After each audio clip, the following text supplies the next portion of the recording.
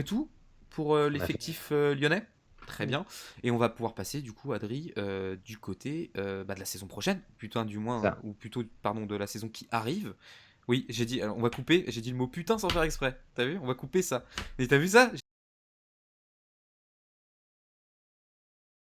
Bonjour à tous les amis, ou peut-être bonsoir selon l'heure à laquelle vous nous regardez. Bienvenue dans cette 17e vidéo signée Sens Tactique Preview Ligue 1 Uber Eats 2021-2022. Aujourd'hui on va parler de l'Olympique lyonnais. Je suis Tommy de Sens Tactique et comme à chaque fois je suis avec Adri. Adri, comment vas-tu aujourd'hui à la sortie de ce premier week-end de Ligue 1? Salut Tommy, salut à toutes et à tous. Bah écoute, ça va très bien. Quel bonheur. Quel bonheur de revoir la Ligue 1, quel bonheur de revoir des stades pleins. Enfin, bon, même si on est en été, c'est pas encore tout à fait plein, mais de revoir des supporters dans les stades, de revoir des parcages visiteurs pleins également. Et aujourd'hui, en plus de ça, on arrive sur la fin des previews, carrément la fin, avec un petit tour du côté de Lyon avec l'Olympique lyonnais. Ouais, on est donc, comme tu dis, à la fin, 17e, 17e vidéo. Déjà, le temps passe quand même. On a un petit peu débordé de ce qu'on avait prévu à la base. On avait prévu de vous sortir ça avant le début de la saison. Voilà, non, c'est les aléas. C'était notre premier, en plus, première session de preview de notre histoire. Donc au moins, on sera beaucoup plus entraîné pour la saison prochaine. En tout cas, c'est un concept visiblement qui vous plaît pas mal. Donc écoutez, on en est très content. Avant de commencer du coup cette vidéo dédiée à l'Olympique lyonnais, on va d'abord vous rappeler évidemment où vous pouvez nous retrouver. Vous pouvez nous retrouver sur tous nos réseaux, sens tactique majusculo S majusculo T, sur Twitter, Instagram et Facebook. Vous pouvez aussi nous retrouver sur Twitch. On était là ce week-end, on était là vendredi soir et on a été là hier soir. On était là vendredi pour Monaco-Nantes, le match d'ouverture qui s'est soldé sur un match nul un partout entre Monaco et Nantes. Et on était là hier soir évidemment pour ce match complètement fou entre Montpellier et Marseille. Victoire 3-2 de l'Olympique de Marseille après avoir été mené 2-0. Donc voilà, n'hésitez pas à venir nous retrouver sur notre Twitch Sens Tactique. On va avoir les émissions aussi qui vont revenir en semaine. On est en train de nous aussi revenir à la normale. Vous pouvez évidemment aussi retrouver toute la communauté sur notre Discord, le lien en description de cette vidéo. Vous avez d'ailleurs tous les autres liens que je vous ai mentionnés avant directement dans la description, donc n'hésitez pas à aller faire un tour si vous souhaitez suivre toute l'actualité de Sens Tactique et de ne rien rater de nos contenus. Du coup, maintenant qu'on a fait la petite page de publicité, on va pouvoir commencer, Adri, avec cette preview de l'Olympique lyonnais, et tu vas, comme à chaque fois dans cette première partie, nous parler de la saison 2020-2021 du club Rodani. Ouais, effectivement, comme d'habitude, la première partie, c'est un petit récap de ce qui s'est passé l'année dernière, donc pour l'Olympique lyonnais. Je commence, comme d'habitude, là aussi, avec un petit point statistique qui est toujours important pour mettre un petit peu tout ça en relief. Deuxième meilleure attaque de Ligue 1 et cinquième défense. Quatrième à domicile et troisième à l'extérieur pour l'OL. Les meilleurs buteurs du club, Memphis Depay avec 20 buts, Karl Toko et Cambi avec 14 buts, Tino Kadewere avec 10 buts et enfin Lucas Paqueta avec 9 buts. Les meilleurs passeurs du club, Memphis Depay, 12 passes décisives et meilleur passeur du championnat. Ça, c'est une info évidemment importante. Lucas Paqueta avec 6 passes D et enfin Karl Toko et Cambi avec 5 passes décisives. C'est une phase allée qui est terminée champion d'automne avec 40 points et au final une quatrième place avec 76 points. 4 petits points en moins s'il y avait eu la même phase aller au retour. Donc, pas de Coupe d'Europe l'année dernière. Et j'avoue, je pense qu'on était relativement tous d'accord avec ça, de se dire qu'on espérait voir une grosse saison lyonnaise, forcément, avec la décharge de la Coupe d'Europe. Donc, forcément, une quatrième place qui, moi, et j'imagine les supporters aussi, me laisse une déception quand même sur cette saison lyonnaise, pardon. Et même quand tu vois le fait d'être champion d'automne Ouais. aussi, je trouve que ça fait double déception, clairement. Jusqu'au bout, quand même, dans la course au podium, voire même du titre. Hein. Et à un moment donné, ça se bastonnait pas mal entre les quatre de devant. Et sur la fin, c'était vraiment la course au podium face à l'AS Monaco. Au final, bien sûr, vous l'aurez compris, c'était les joueurs du Rocher qui ont pris cette troisième place. J'ai noté en homme fort de l'année dernière Memphis Depay, bon ça, au vu des statistiques, meilleur buteur, meilleur passeur du club, on peut difficilement faire mieux. Lucas Paqueta, Ouais. qui a fait une saison absolument énorme. J'ai noté aussi comment dire, les points un peu marquants de la saison, et c'était aussi marquant, on en reparlera dans la preview du champion titre, c'est la défaite face à Lille en fin de saison, Ouais. qui dans cette course fait évidemment très mal. On s'en souvient, l'OL qui menait 2 buts à 0 avant de perdre 3-2 à la fin du match, et aussi là sans doute l'un des matchs du titre Un tournant. pour le LOSC. Ouais, clairement. Et enfin, on notera dans les choses importantes, mais qui va être un soulagement pour pas mal de supporters, j'imagine, c'est les tensions avec le coach Rudy Garcia. On a vu en fin d'année, ça s'est un peu fait plaisir sur les réseaux sociaux, même avec des joueurs. Hein. Là, c'était sous-entendu avec des joueurs. Donc Rudy Garcia a été remercié et qui sera remplacé cette saison par Peter Bosz. Donc je dirais au final quand même déception de voir l'Olympique Lyonnais terminer quatrième. Il y aura la Coupe d'Europe, mais évidemment pas celle espérée du côté de Lyon. Ouais, alors par contre, pour ce qui est de Rudy Garcia, évidemment, je comprends l'utilisation du mot. Maintenant, je suis pas persuadé que le mot remercier s'adapte vraiment du côté de Rudy Garcia. C'est une blague, évidemment, hein, remercier. Évidemment, il a été. On lui a gentiment signalé la sortie, tout simplement. Tu vois le petit truc avec le petit panneau vert là, avec marqué Exit. Bah écoute, c'est par là-bas. Ouais, comme tu dis, une saison décevante dans l'ensemble de la part de l'Olympique Lyonnais. Mais en fait. Le problème, c'est que Lyon a vraiment soufflé chaud et froid en fait tout au long de la saison, puisque comme tu le dis, hein, au final, Lyon qui est leader à la trêve, à ce moment-là, on se dit attention quand même là, parce que là, l'OL justement, est-ce que ce serait pas le moment?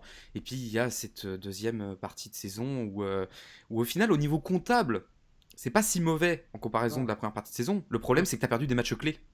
Et c'est ça le souci. Tu perds des matchs clés parce que, alors, je vais peut-être dire une bêtise. En tout cas, Lyon, donc Lille, on est d'accord que ça c'est sûr. Mais je sais qu'il y a un autre match, il me semble aussi, qui perdent contre un concurrent direct. Je sais plus contre qui c'était. Je me demande si c'est pas contre Paris qui perdent. À revérifier, on revérifiera l'information. Amis lyonnais, n'hésitez pas à nous commenter ça. Mais en tout cas, j'ai souvenir que cette équipe de Lyon a souvent perdu des matchs déterminants, des matchs clés et surtout parfois des matchs qui tenaient. C'est-à-dire qu'il y a pas mal de matchs où je me demande si c'était pas Monaco. Ah, je revérifierai. Mais en tout cas, ils ont souvent perdu des matchs qui tenaient. Et ça, ça leur a coûté beaucoup. Ça leur a coûté beaucoup sur la fin parce que, au final, la saison en elle-même est pas si mauvaise. Ça avait un petit peu patiné, si je me souviens bien, au départ. Je sais pas si tu te souviens, avec notamment, il y avait eu une défaite du côté de Lorient. Côté lyonnais avec notamment Oussama Aouar où c'était encore les discussions autour du fait est-ce que je pars pas avant la fin du mercato de l'année dernière, le début qui avait pas forcément été ultra flamboyant, Lyon qui était ensuite reparti tout simplement dans une marche en avant qu'ils avaient emmené à cette première place à la trêve, mais globalement voilà, je crois que c'est vraiment le mot. Lyon a soufflé chaud et le froid, n'a pas pris les points au moment où c'était déterminant de les prendre, et notamment dans une dynamique de groupe et dans une prise de confiance collective.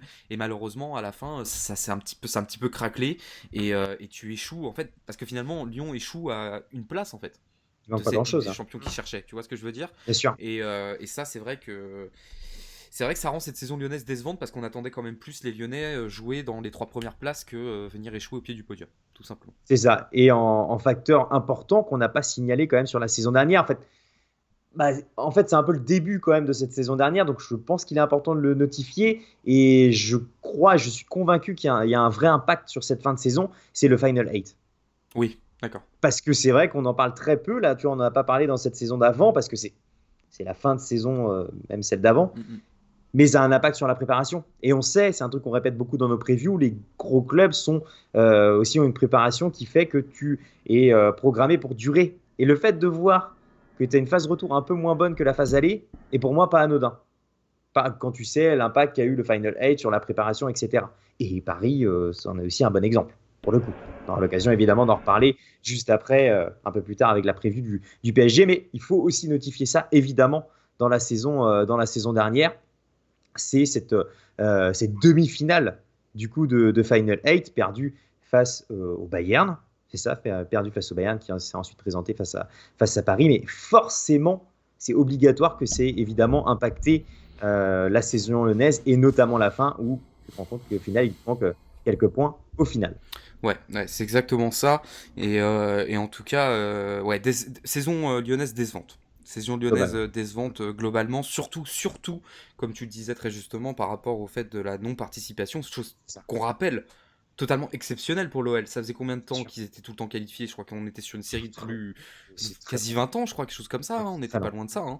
Et du coup, on aurait peut-être été en droit d'attendre justement, surtout que Paris, en plus, qui a quand même fait une longue compétition cette année, puisqu'ils sont allés jusqu'en finale de cette... non, ils sont pas allés en finale, demi-finale, pardon, excusez-moi, demi-finale, autant pour moi. C'était l'année d'avant la finale.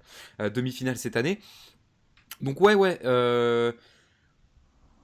Ouais, saison décevante tout simplement de la part de l'Olympique Lyonnais et on va voir de toute façon dans la partie suivante justement ce qu'on peut attendre peut-être de cette saison, mais on est tous d'accord pour dire en tout cas que la saison lyonnaise dans l'ensemble a été décevante la saison dernière et d'ailleurs au final ils s'en sortent plutôt pas mal de choper cette Europa League parce que ça est en train de pousser un petit peu derrière avec notamment aussi l'OM à la 5e place qui continuait de pousser et de pousser etc. Donc voilà.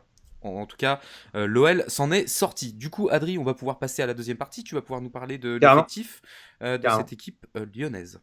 Ouais, comme d'habitude, deuxième partie, c'est un point sur l'effectif, transfert, staff, arrivée, départ, évidemment. Je vais commencer d'abord par l'effectif, et comme d'habitude, c'est là un peu un pêle-mêle des joueurs qui pouvaient être là l'année dernière et qui seront là évidemment aussi cette saison. C'est pas que l'effectif actuel, je préviens à l'avance.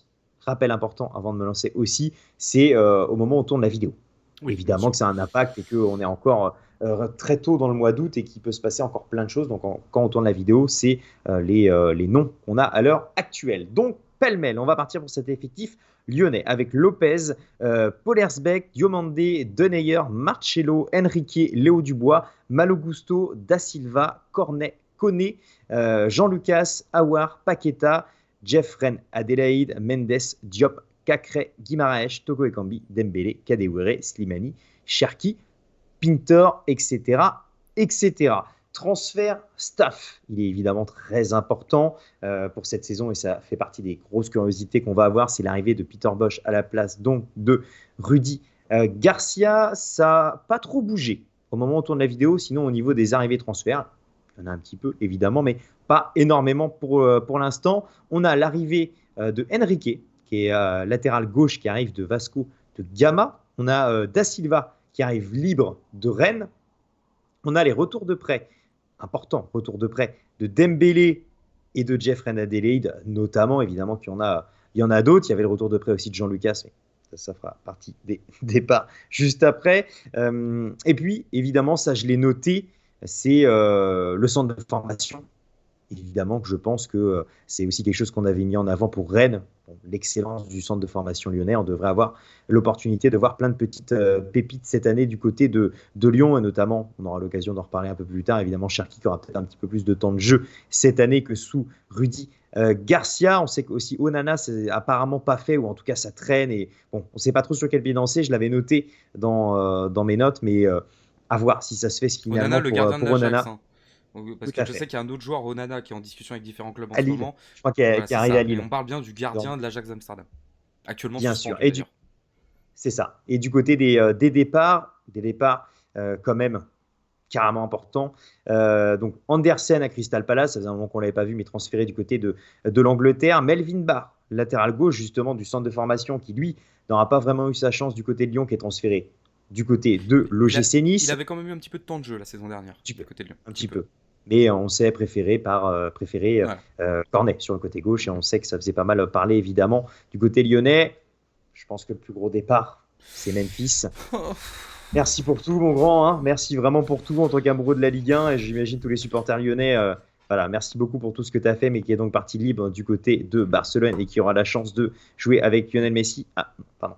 Oh Euh, l'enfoiré. Oh non, non. pardon. Excusez-moi. Pardon. Ben Superbe. Larmic. Buteur dans le Joel Gamper, d'ailleurs. Ouais, Memphis de Paille. effectivement. Donc Ben Larmi qui est parti libre à Qatar SC. Et enfin, fin de prêt de Chiglio. Et il y a eu le départ récent de Jean-Lucas du côté de Monaco. Il reste encore du temps. Donc, dans le mercato, on le sait, ça a très peu bougé au niveau des arrivées. Et je pense que c'est là la grande interrogation de savoir quels sont les joueurs qui vont arriver à Lyon.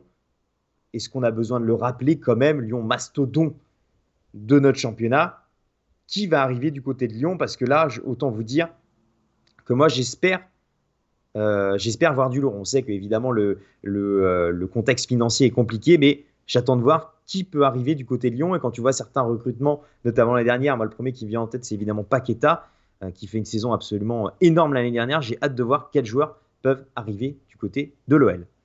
Ouais, il y a encore un peu de travail hein, sur le Mm. mercato côté lyonnais.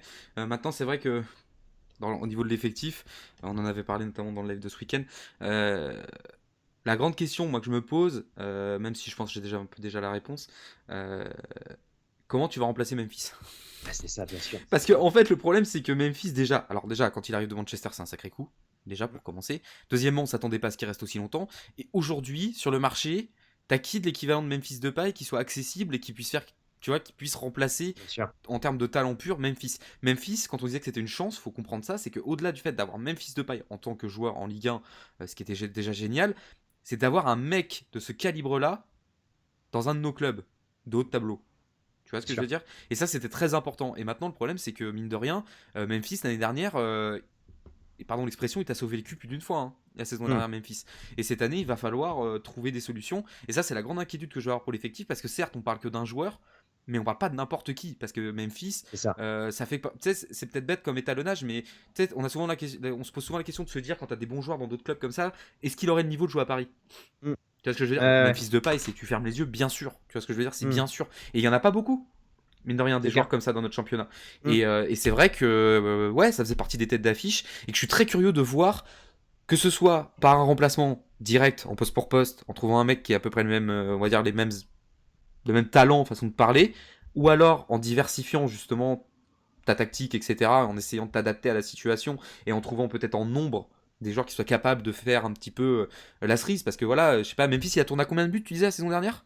20 buts et 12 passes D. Ouais, alors faut trouver. Alors éventuellement, tu trouves un mec qui soit capable de mettre 20 buts ou 12 passes D, ou alors tu trouves deux mecs qui soient capables de mettre 10 buts chacun et 6 passes décisives. Alors évidemment, c'est une façon de parler, vous imaginez bien, on n'est pas dans Football Manager, mais je suis très curieux de voir comment on va pallier l'absence de Memphis Depay et comment on va être capable justement en fait de compenser tout bêtement. C'est la grande question en fait, c'est vrai, c'est vraiment la grande question quoi. C'est ça, et la place qu'avait Memphis Depay, au-delà de ça, dans le groupe, l'impact aussi charismatique, tout simplement, d'avoir un tel joueur dans ton effectif. Donc là, c'est vraiment l'interrogation qu'on a au moment où on tourne la vidéo, de savoir qui va arriver. Et autant vous dire que moi, j'attends des arrivées du côté de Lyon d'ici la fin du mercato. Oui. En tout cas, on va voir ce que vont nous proposer les Lyonnais, mais c'est sûr que voilà, on sait que c'est un marché compliqué cette saison, puisqu'on le sait avec les difficultés financières, le Covid et tout ça. Donc on va voir. Je crois que c'est un mercato qui est très très important pour l'OL cette saison, pour savoir comment tu vas contrebalancer derrière. Donc voilà, en tout cas on va voir. On sait, pour ce qui est de la Coupe d'Europe, apparemment que Jean-Michel Aulas, lui, va pour gagner la Ligue Europa. Donc voilà, c'est pareil. Mais bien sûr qu'il a raison. Maintenant, il faut voir... espérons que les rêves ne vont pas se fracasser sur le mur de la réalité. Voilà, tout simplement. Du coup, on va pouvoir parler de la saison maintenant qui arrive. Adri, on va parler de cette saison 2021-2022 qui a commencé ce week-end, avec le match nul notamment sur sa pelouse contre Brest. Carrément. Ça, on va quand même essayer de le laisser de côté, puisqu'on évite de trop... Voilà, puis c'est la première journée, c'est compliqué, on va pas trop remonter dessus pour la continuité, on va dire, des previews. Mais qu'est-ce que tu peux nous dire, du coup, Adri, sur le classement... Je vais y arriver. Sur le calendrier de l'Olympique Lyonnais dans ce mois d'août, donc on le sait, ils ont joué Brest. C'est quoi les 3 prochains matchs de l'OL pour ce mois-ci? C'est ça, comme d'habitude, là pareil, on fait un petit tour sur le mois d'août, mais ça vient de commencer, donc on l'a dit, réception de Brest, donc qui s'est conclu par un match nul, un but partout. Le prochain rendez-vous de l'OL, c'est un déplacement du côté de Angers, pareil, important, et du coup on a quelques éléments pour dire que ça ne sera pas facile. Vainqueur ce week-end 2-0 sur la pelouse de Strasbourg. Exactement, réception de Clermont en 3e match, vainqueur pour sa première en Ligue 1 du côté de Bordeaux, et enfin, c'est ça, et enfin un déplacement du côté de la Beaujoire à Nantes. Donc, sur le papier, on va pas se mentir que Brest, Angers, Clermont et Nantes, c'est pas le plus compliqué pour l'OL. Hein. Mais tu vois que, et c'est un truc qu'on a beaucoup dit dans nos previews précédentes, c'est en début de saison, les petites équipes en général ont tendance à accumuler des points, à glaner des points dans ce début de saison qui sont importants, mettre des cacahuètes de côté, comme on a l'habitude de le dire. Donc, ça paraît accessible pour l'OL, mais la preuve, déjà, tu fais un match nul face à Brest chez toi qui était censé être prenable. Donc, attention quand même à ce calendrier qui paraît abordable sur le papier. Et pour terminer la section calendrier, c'est un truc qu'on fait pour chaque club. Donc, c'est le petit tour sur les affiches intéressantes, derby, ce qui va mettre un petit peu de piment dans la saison des supporters de l'OL. Je crois que, en termes de piment, du côté de l'Olympique Lyonnais, je crois que c'est un piment vert. Oh A priori, je pense. Voilà, évidemment, la double confrontation face à l'AS Saint-Etienne, bien sûr. On notera, et toi, tu l'avais noté sur la prévue de l'OM, et tu avais carrément raison, c'était l'Olympico. Oui. Qui a un match hyper sympa aussi tous les ans. Moi, j'avoue que c'est un match que j'attends particulièrement. Et enfin, Là, pas la même saveur, mais on le notera parce qu'ils arrivent en Ligue 1 et qu'il y a une proximité géographique. C'est évidemment les matchs face à Clermont. Évidemment que ça n'aura pas la même saveur, mais de par la proximité géographique, on était obligé de le mentionner. Ouais, et puis pour pouvoir se construire dans le long terme, il faut bien commencer par quelque part, hein, pour un Bien derby. sûr, Donc, bien euh, sûr. donc voilà, d'ailleurs, au passage, un petit coucou à nos amis clermontois qui devaient être très contents de se réveiller ce matin, leader du championnat. Voilà. Au Oula oui, passage, même si c'est oula pour une oui, semaine, ça c'est toujours le c'est petit truc clair. qui fait plaisir quand tu viens d'arriver comme ça fait toujours plaisir. Donc, un petit coucou aux amis clermontois au passage. Ouais, donc un calendrier plutôt correct pour l'Olympique Lyonnais, mais on a vu, hein, ils se sont cassés les dents sur le SB 29 ce week-end. Du coup, Adri, qui va être le joueur à suivre de ton côté cette saison pour l'Olympique Lyonnais? J'ai l'impression que je le fais un peu dans toutes les vidéos. Je laisse une petite information dans la preview avant d'en parler. Mon joueur à suivre, ça sera évidemment Ryan Cherki. Cette saison, j'ai confiance dans le fait que Peter Bosz intègre Ryan Cherki en tant que titulaire en puissance. J'espère vraiment le voir et faire partie de ce 11. On Mhm. l'a dit, il y a des joueurs qui sont partis. Ils devraient pouvoir avoir la place. On verra évidemment ce qui peut arriver entre-temps. On vient de le dire juste avant dans la section transfert. Mais voilà, pour moi, c'est l'année de Ryan Cherki. Il n'avait pas trop la possibilité de s'exprimer l'année dernière sous Rudy Garcia. C'est un grand espoir du club. Ça fait plusieurs mois, années qu'on l'annonce. Peter Bosz devrait lui offrir du temps de jeu. Ryan, c'est ton année, régale-nous, tout Ouais. simplement. Ah ouais, je comprends parfaitement. C'est vrai que Ryan Cherki, l'année dernière, avait vraiment gratté pas mal de temps de jeu, et puis surtout, s'était montré quand même à son avantage quand il faisait ses entrées et quand il était titularisé. Donc c'est tout à fait normal que tu souhaites le suivre. Moi, ça va pas tellement être un joueur à suivre, ça va être une situation à suivre. Moi, de mon côté, plus qu'autre chose. Je suis curieux de voir la situation d'Anthony Lopez cette Ouais, saison. Tout simplement parce qu'on l'a mentionné avant, du côté de Lyon, on cherche à recruter Onana de l'Ajax. On sait évidemment Bosch, hein, qui vient de l'Ajax d'Amsterdam, donc forcément il connaît un petit peu tous ces garçons-là.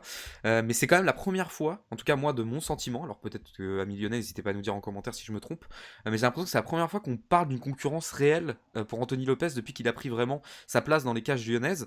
Et je suis très curieux de voir ça parce que Anthony Lopez, ça a l'air quand même d'être quelqu'un qui marche aussi beaucoup à l'affect, parce qu'on sait que c'est un garçon du club, c'est un gars du club, Anthony Lopez, c'est quelqu'un qui, ah, voilà, qui se déchire pour le club, et je suis curieux de voir sa réaction par rapport à cette vraiment, parce que ça pousse un côté lyonnais pour faire venir Onana, et je suis désolé, mais si tu fais venir Onana, ça m'étonnerait que tu le fous dans la peau d'un numéro 2, ou alors dans une rotation très fine, un peu comme Paris fait avec Navas et Donnarumma, même si on ne sait pas encore les contours de cet accord entre les deux gardiens parisiens, mais en tout cas, moi, ça m'a surpris, en tout cas, de voir que quelqu'un décide de secouer un peu la situation d'Anthony Lopez à Lyon.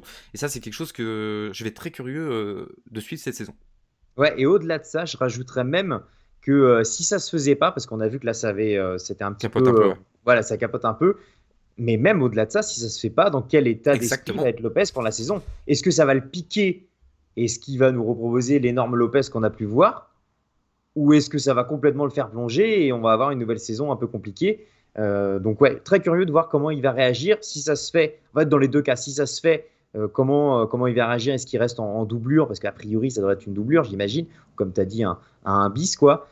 Ou est-ce que finalement, ça se fait pas, mais il y a quand même un sacré message de passer avec cette volonté de recruter en mode, bah ouais, tu donnes un peu moins de satisfaction, donc bah, réagis, quoi. Il est temps pour toi de réagir. Donc très curieux, je suis d'accord de suivre la saison de Lopez. Bah, surtout, ce qui est assez curieux, juste pour rebondir sur ce que tu viens de dire rapidement, c'est surtout que tu as un nouvel entraîneur. Bien C'est-à-dire que sûr. le gars arrive, il regarde, il fait non, bah ça me plaît pas, donc on va changer de gardien. Et Mm. ça, c'est quand même. Ça, c'est pas bon signe. Tu vois ce que je veux dire? Mm. Quand t'as un nouvel entraîneur qui arrive, qui regarde son gardien, alors que pourtant tu parles d'un gardien qui a installé depuis je sais pas combien d'années maintenant, et t'arrives comme ça, déjà oser en tant que nouvel entraîneur t'attaquer à un mec comme ça, et deuxièmement, bah, si tu prends le risque, parce que tu sais, t'as toujours une question de risque et de bénéfice, du côté de Peter Bosz, si on part du principe qu'on décide de remettre en cause la position d'Anthony Lopez, c'est que je pense qu'il a calculé dans sa tête qu'il y a quelque chose qui ne doit pas aller. Donc voilà, je suis très curieux de voir. On va voir ce que ça va donner du côté de l'OL. En tout cas, voilà, moi c'était mon joueur à suivre, du moins ma situation à suivre pour cette saison. Très intéressant. Du coup, Adrien, on va passer à la position classement. Ouais, Alors, c'est l'heure de se mouiller. pas de boule de cristal, mais d'après toi, quelle sera la position de l'Olympique Lyonnais cette saison? J'ai mis l'Olympique à Lyonnais quatrième cette saison. Donc je les vois à la même place que cette année. Vous l'avez vu hier avec l'OM, je les ai mis troisième parce que à l'heure où on tourne la vidéo, je pense que le départ de Memphis Depay est trop préjudiciable pour la saison. Et en fait, l'arrivée de Bosch est intéressante Ça, il n'y a pas de problème là-dessus. C'est quelque chose qui me hype plutôt. Mais c'est un changement d'entraîneur, évidemment. C'est du jeu, c'est ambitieux, mais tu es l'Olympique lyonnais aussi. Tu dois avoir pour moi, au-delà de l'ambition du jeu, ça doit pas cacher l'ambition en termes de points et en termes de classement. L'ambition de jeu, c'est bien. L'ambition de classement l'est aussi.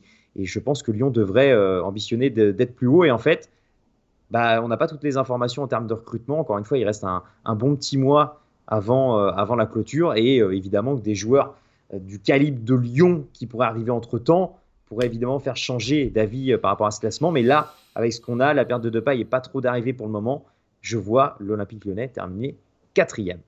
Ok, très bien. Et bah écoute, de toute façon, maintenant ça se resserre, hein, donc Bien forcément sûr. là.